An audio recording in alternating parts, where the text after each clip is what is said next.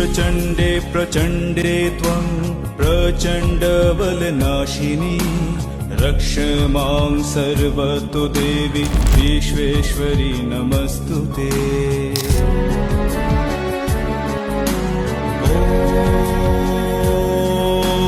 दुर्गोत्तारिणी दुर्गे त्वं सर्वाशुभविनाशिनी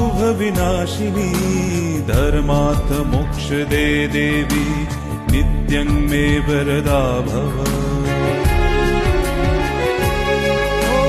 दुर्गे दुर्गे महाभागे त्राहि मां शङ्कर प्रिये महिषासुरं मदन्मत्ते प्रणतस्मि प्रसीद मे ॐ आयुर्देहि यशो देहि भाग्यं भगवती देहि मे। पुत्रं देहि धनं देहि सर्वां कामांश्च देहि।